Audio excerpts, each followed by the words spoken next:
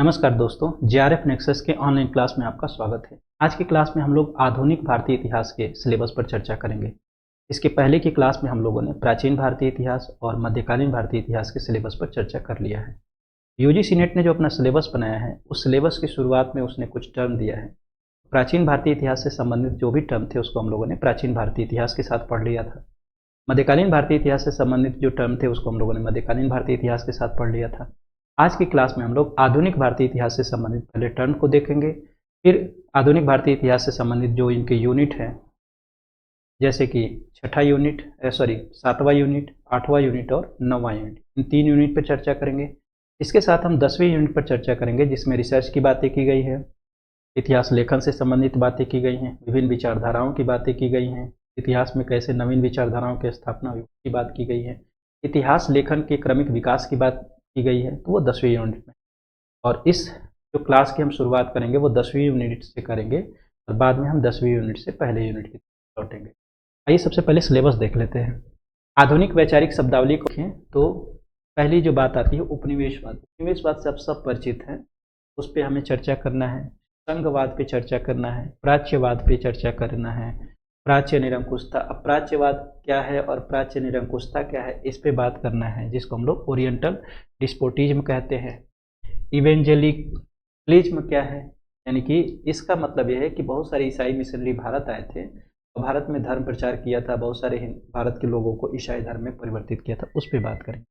उपयोगितावाद क्या है, ठीक है, समाजवाद क्या है, वाणिज्यवाद क्या है, सभी बिंदुओं पे हम लोग बात करेंगे। इस सब के सब टर्म जो हैं इतिहास के जो यूजीसी नेट की सिलेबस है उसमें दिया गया है और इनसे अच्छे खासे सवाल पूछ लिए जाते हैं। जो दूसरी विचारधारा है आधुनिक राजनीतिक शब्दावली, उसमें देखें तो सब्सिडरी अलायंस है, फॉरवर्ड पॉलिसी है, पैरामाउंटेसी है, आपके डॉक्ट्रिन ऑफ लैप्स है, डायआर्की है, फिल्ट्रेशन थियरी है। तो इन सब चीज़ों से आप पहले से ही परिचित आ रहे हैं। आप छोटी कक्षाओं से भी अगर इतिहास पढ़ते आए हैं, एनसीईआरटी पढ़े हैं, तो ये सारे थियरम एनसीईआरटी में भी दिए गए हैं। आर्थिक शब्दावली की बात करें तो डी इंडस्ट्रियलाइजेशन है, महालवाड़ी है, इकोनॉमिक ड्रेन है, इकोनॉमिक नेशनलिज्म है, इन सब चीज़ों पर भी हमको बात करना है। तो ये सारी चीज़ें हमारे सिलेबस में जोड़ी गई हैं। इसके बाद स्वदेशी है। स्वदेशी का संबंध हम देखते हैं कि स्वदेशी तब लोकप्रिय होता है जब बंगाल का विभाजन होता है, तो किन परिस्थितियों में उस पर भी हम लोग बात करते हैं। भारतीय जन जागरण संबंधी कुछ टर्म्स दिए गए हैं, जैसे कि इंडियन रेनेसा, रिवाइवलिज्म क्या है, ठीक है, सत्याग्रह क्या है, हिंद स्वराज क्या है, कम्युनलिज्म क्या है, ये किन परिस्थितियों में आया। कम्युनलिज्म तो सबसे ज़्यादा भारत के लिए घातक बना, तो सांप्रदायिकता का विकास कैसे हुआ, पीछे कौन कौन से कारक जिम्मेदार थे, उन सभी बिंदुओं पे हम लोग बात करेंगे। पोस्ट इंडिपेंडेंट फेज के टर्म्स जो हैं, जैसे हिंदू कोड बिल, जब भारत स्वतंत्र हो गया तो ये हिंदू कोड बिल आता है, पंचशील आता है, भूदान आंदोलन चलता है, मिश्रित अर्थव्यवस्था आती है, इस पर भी हम लोग बात करेंगे। ये तो हमारे सारे के सारे टर्म थे जिनको हमने देखा, जैसे 4 ये टर्म थे, 5 आपके जन जागरण शब्दावली से संबंधित टर्म है, 5 आपके आर्थिक शब्दावली हैं, और आधुनिक राजनीतिक शब्दावली 6, ये टर्म्स 6 हैं। तो इसके बाद अगर बात करें तो 8 हमारे विभिन्न वाद हैं, इन वाद का क्या महत्व है उस पर बात करेंगे।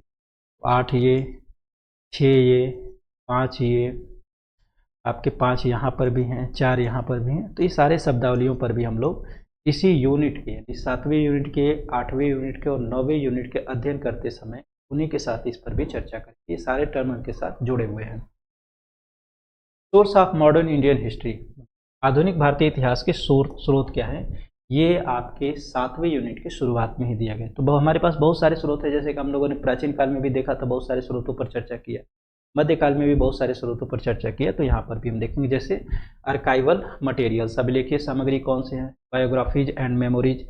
आधुनिक काल में हम देखते हैं कि बहुत सारे लोगों ने अपनी बायोग्राफी, बहुत सारे लोगों की बायोग्राफी मिलती है, बहुत सारे लोग अपनी मेमोरीज भी संकलित की, उसके बारे में हम चर्चा करेंगे।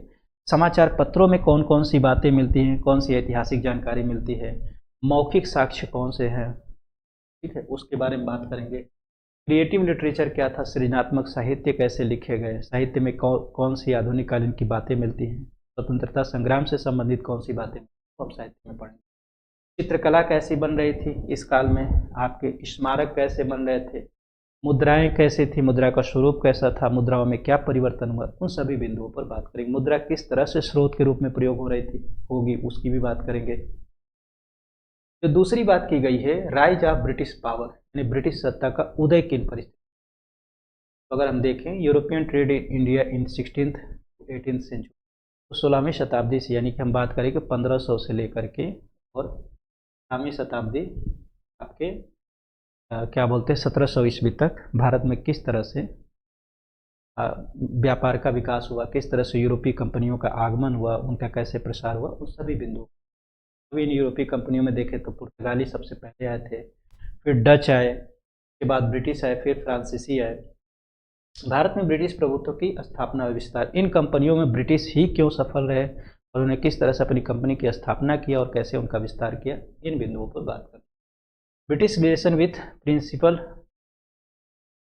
इंडियन, यानी कि स्टेट्स, जो भारतीय राज्यों के साथ ब्रिटिश संबंध कैसे थे, जैसे कि बंगाल के साथ कैसे थे, अवध के साथ कैसे थे, हैदराबाद के साथ कैसे थे, मैसूर के साथ कैसे थे, कर्नाटक के साथ कैसे थे और पंजाब के साथ। ये भारत के बड़े राज्य थे और उन बड़े राज्यों के साथ ब्रिटिश ईस्ट इंडिया कंपनी ने कैसे संबंध बनाए, किस तरह से उन्होंने बंगाल की विजय किया, फिर अवध का अधिग्रहण कर लिया, हैदराबाद तो स्वतंत्र बना रहा लेकिन किस तरह से कंपनी का पिछलग्गू बन के रह गया, मैसूर का किन परिस्थितियों में अधिकार किया गया, कर्नाटक को किस तरह से अपने प्रभाव में लिया गया, पंजाब पर किस तरह से अधिकार किया गया, इन सभी बिंदुओं पर विस्तार से बात करना है। इसके बाद हम देखते हैं कि 1857 का रिवोल्ट होता है, रिवोल्ट ऑफ 1857। उसके क्या कारण थे, उस रिवोल्ट का नेचर कैसा था और उसका क्या प्रभाव पड़ा, तो इन तीन बिंदुओं पे हमें बात करना है 1857 से संबंधित। 1857 के बाद हम देखें कि administration of the company and the crown, यानी कि भारत में 1757 से एक तरह से कहें कि बंगाल में कंपनी का प्रभाव बढ़ता है। 1764 ईस्वी में 1765 ईस्वी में इलाहाबाद की संधि के साथ कंपनी का बंगाल में एक प्रभुत्व स्थापित होता है और 57 के स्वतंत्रता संग्राम के बाद 18 के प्रशासन का अंत हो जाता है और भारत में क्राउन के शासन की शुरुआत होती है। तो एक तरह से कहें कि 1765 से लेकर के 1857 तक कंपनी का प्रशासन कैसा था और 1858 से लेकर के 1947 तक क्राउन का प्रशासन कैसा था, उन सभी बिंदुओं पे हम लोग बात करेंगे। ईस्ट इंडिया कंपनी के अधीन केंद्रीय और प्रांतीय प्रशासनिक संरचना का विकास कैसे हुआ, तो भारत में जो केंद्रीय सेंट्रल गवर्नमेंट का विकास हुआ और एक तरह से evolution of central and provincial structure under east India company, तो प्रोविंस ये जो स्ट्रक्चर बना प्रशासन का वो कैसा बना, उस पर हम लोग बात करेंगे। सर्वोच्चता कैसे आया, सिविल सर्विस क्या है, ज्यूडिशरी क्या है, पुलिस क्या है, इन सब बिंदुओं पे हम लोग को बात करना है। कंपनी के अधीन सेना का कैसे विकास हुआ, तो कंपनी के अधीन किस रूप में सेना थी, बाद में क्राउन में किस तरह से सेना का परिवर्तन हो, उस पर भी बात करें। क्राउन के अधीन देशी रियासतों के प्रति ब्रिटिश नीति एवं सर्वोच्चता की, जो देशी रियासत बच गए थे जिस पर इंडिया कंपनी ने जिसका अधिग्रहण नहीं किया था, उनके साथ क्राउन का क्या सहयोग था या क्राउन ने किस तरह की नीति अपनाई, उस पर भी हम लोग बात करेंगे।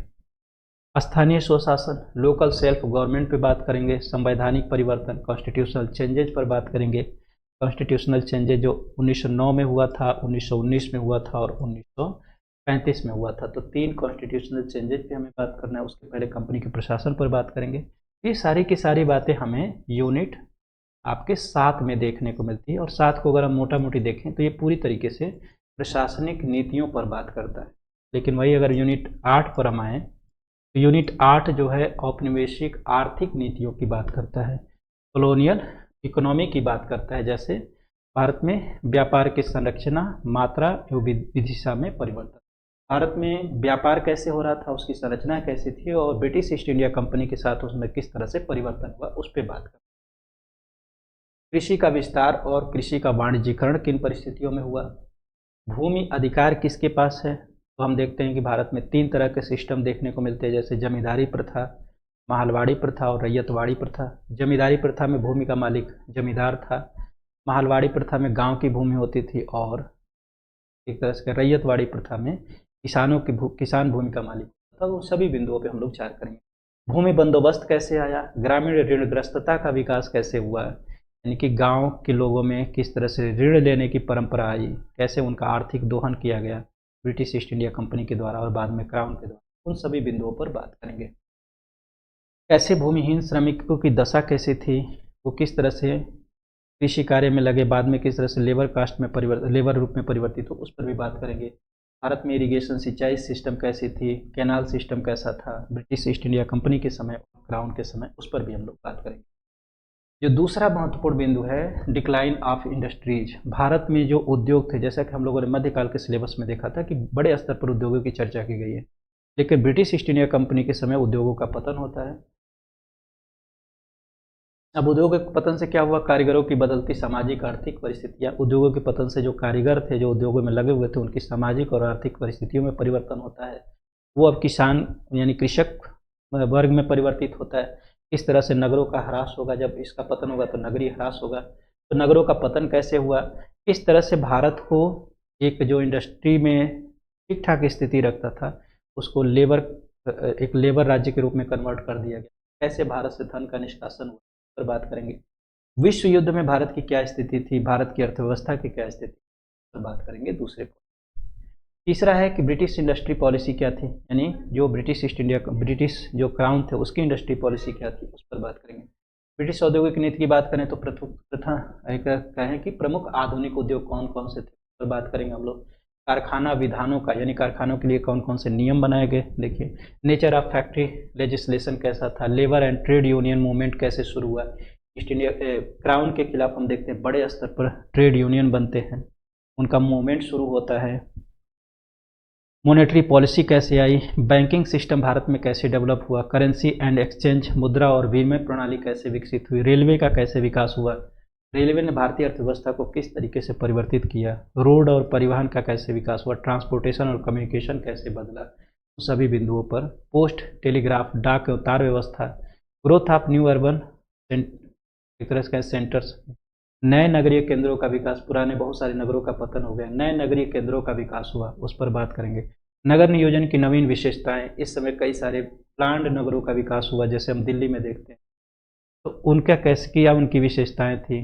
वास्तुकला की नवीन विशेषताएं क्या थी, अब जो नगर निर्माण हो रहे थे उनमें क्या विशेषताएं थी, new feature of town architecture.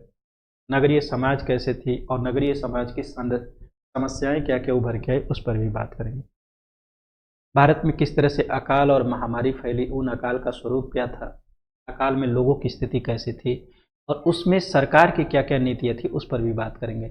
जनजाति और किसान आंदोलन कैसे थे, संक्रमणकालीन भारतीय समाज यानी इंडियन सोसाइटी इन ट्रांजिशन में क्या था, ईसाई धर्म के संपर्क से भारतीय समाज में क्या परिवर्तन हुआ, मिशनरियों ने भारतीय जो ट्राइब्स थे उनके साथ किस तरह की नीति अपनाई।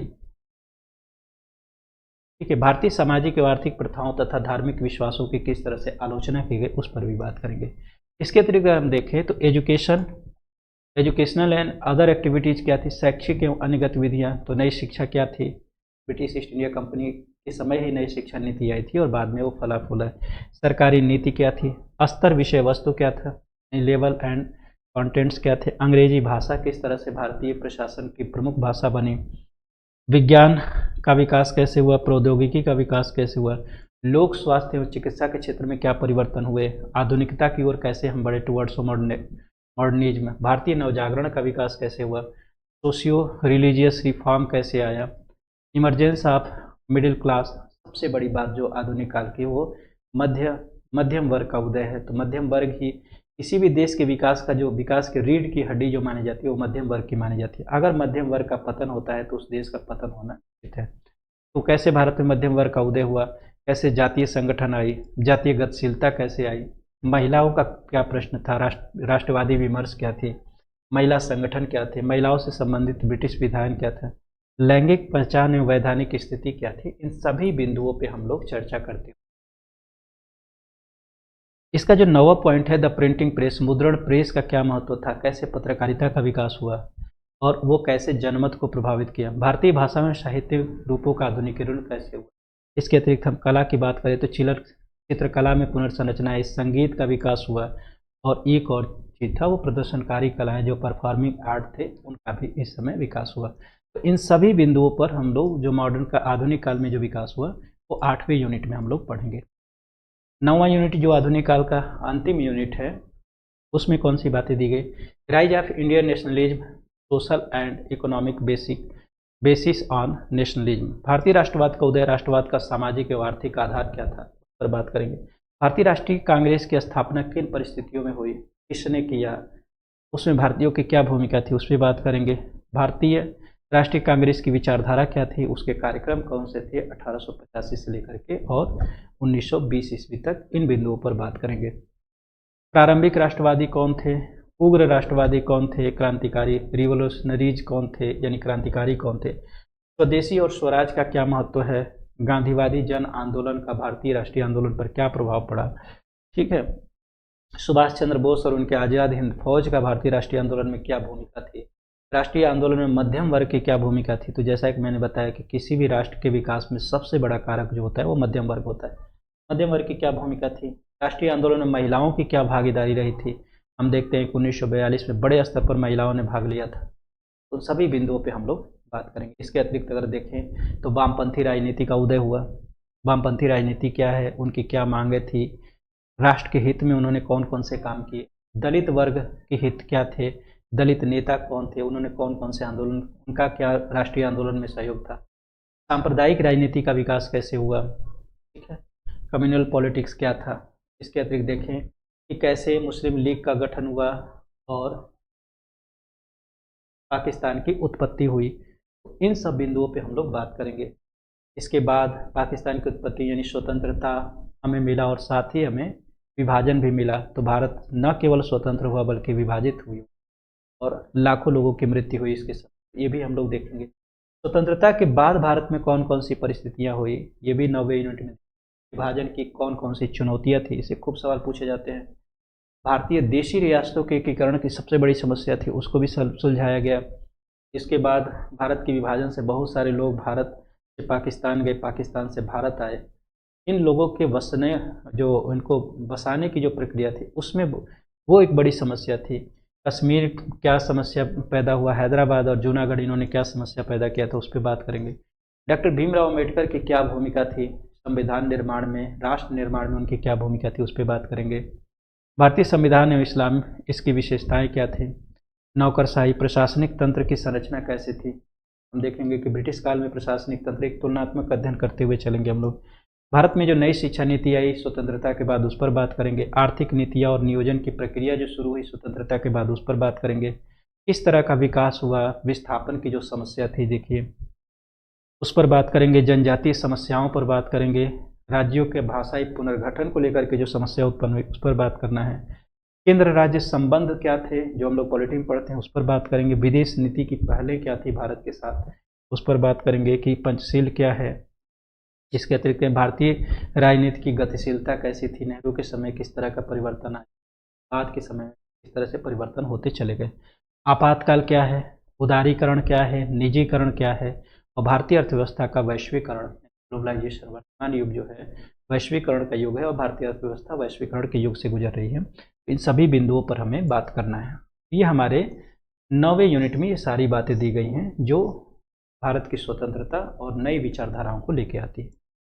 जो 10वां यूनिट है वो पूरी तरीके से इतिहास लेखन से संबंधित है, जिसको हम लोग हिस्टोग्राफिकल टर्म के रूप में जानते हैं। अब इसमें जो बात दिया गया है, जो ये सारे टर्म है जो शुरू में ही दिए गए थे, उन्हीं टर्म को मैंने कई भागों में बांटा है। तो यहाँ पर जो टर्म है वो हिस्टोरिकल मेथड्स कौन कौन से हैं, यानी ऐतिहासिक पद्धतियाँ कौन सी है, प्लेगरिज्म क्या होता है, साहित्यिक चोरी क्या होती है जब हम इतिहास लिखते हैं, इतिहास लेखन में कैसे साहित्यिक चोरी की जाती है, किस तरह से साहित्यिक चोरी से बचा जाए, इस पर बात करेंगे। Ethics and morality in history writing, इतिहास लेखन में सदाचार और नैतिकता का संचार कैसे हो, कैसे हम तटस्थ रह के इतिहास लिख सकते हैं, हम किसी भी विचारधारा में न फंसे, इस पर भी हमें ध्यान रखना चाहिए। अब हम यूनिट 10 पर बात करेंगे। ये आपके पूरी तरीके से इतिहास लेखन को बताता है। अब जो पहली बात है हिस्टोरिकल मेथड, जो हम लोगों ने टर्म्स में भी देखा था और यहाँ भी देख रहे हैं। इतिहास लेखन की पद्धतियाँ क्या है, रिसर्च मेथोडोलॉजी क्या है, अनुसंधान पद्धति क्या है, हिस्टोरियोग्राफी क्या है, इतिहास लेखन क्या है, scope and importance of history, इतिहास का क्षेत्र क्या है और इतिहास का क्या महत्व है, हम क्यों इतिहास पढ़ते हैं, इसके क्या क्या क्षेत्र हैं, उन सभी बिंदुओं पर बात करेंगे। Objectivity and base in history, इतिहास में वस्तुनिष्ठता और पक्षपात क्या है, ह्यूरिस्टिक ऑपरेशन, स्रोत अन्वेषण प्रक्रिया, ह्यूरिस्टिक संरचना क्या है, क्रिटिसिज्म इन हिस्ट्री, इतिहास में आलोचना क्या है, स्रोत समीक्षा क्या है, समन्वय प्रस्तुतिकरण सिंथेसिस एंड प्रेजेंटेशन क्या है, इन बिंदुओं पर बात करेंगे। History and it's auxiliary science, इतिहास में उसके सहायक विज्ञान कौन कौन से हैं, इस पर बात करेंगे। History a science, arts and A social science, इतिहास विज्ञान है कि कला है अथवा सामाजिक विज्ञान है। इतिहास क्या है, इस पर बात करेंगे। जो राके की एक पुस्तक, उसमें इतिहास क्या है, अब इतिहास विज्ञान है कि इतिहास कला है, इतिहास सामाजिक विज्ञान है, इन बिंदुओं पे हम लोग बात करेंगे। इतिहास में कारणता क्या है, इतिहास में कल्पना क्या है, क्षेत्रीय इतिहास का महत्व क्या है, सिग्निफिकेंस ऑफ रीजनल हिस्ट्री, क्यों क्षेत्रीय इतिहास को हम पढ़ते हैं, इसका क्या महत्व है। इतिहास की नवीन प्रवृत्तियाँ, अभी इस वर्तमान समय में कौन कौन सी प्रवृत्तियाँ आई हैं, या फिर 19वीं सदी में कौन कौन सी प्रवृत्तियाँ थी, उस पर बात करेंगे। अनुसंधान यानी रिसर्च मेथोडोलॉजी क्या है, ठीक है। इतिहास में परिकल्पना, हाइपोथेसिस इन हिस्ट्री, हिस्ट्री में किस तरह से परिकल्पनाओं का निर्माण करते हैं। एरिया ऑफ प्रपोज्ड रिसर्च, प्रस्तावित शोध का क्षेत्र क्या है। स्रोत एवं आंकड़ा का संग्रह क्या है।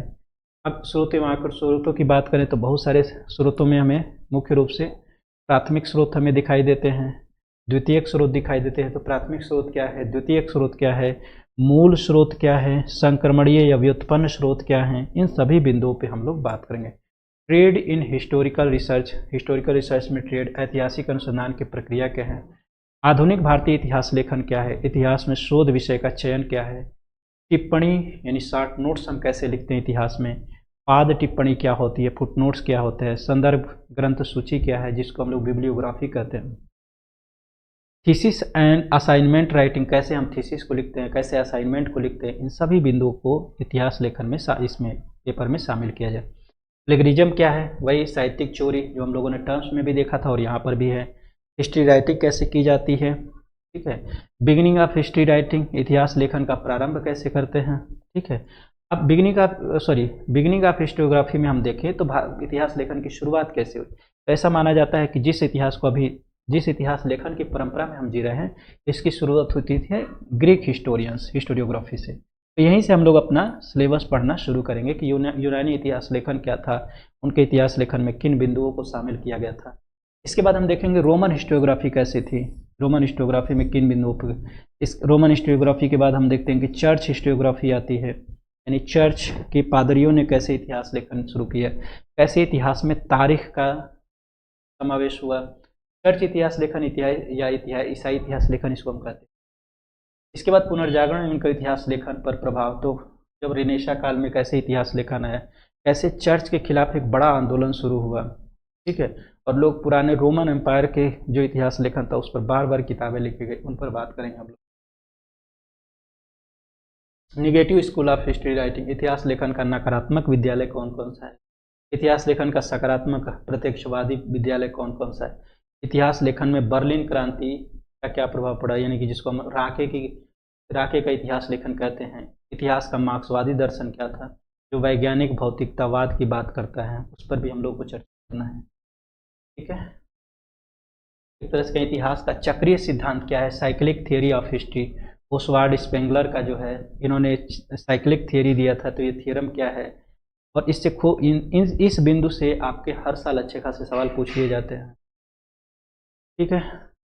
चुनौती और प्रत्युत्तर का सिद्धांत आर्नोल्ड जोसेफ टॉयनबी का है। इतिहास में उत्तर आधुनिकता क्या है, पोस्ट मॉडर्नाइजेशन हिस्ट्री, इन सब बिंदुओं पे हमें बात करना। तो ये हमारे पूरे 10 यूनिट को हम लोगों ने देख लिया। अगली क्लास से हम लोग 10वें यूनिट को पढ़ना शुरू करेंगे, तो 10वें यूनिट से हम लोग क्लास की शुरुआत करेंगे। मिलते हैं 10वें यूनिट से अगली क्लास में। आज के लिए बस यहीं तक, धन्यवाद।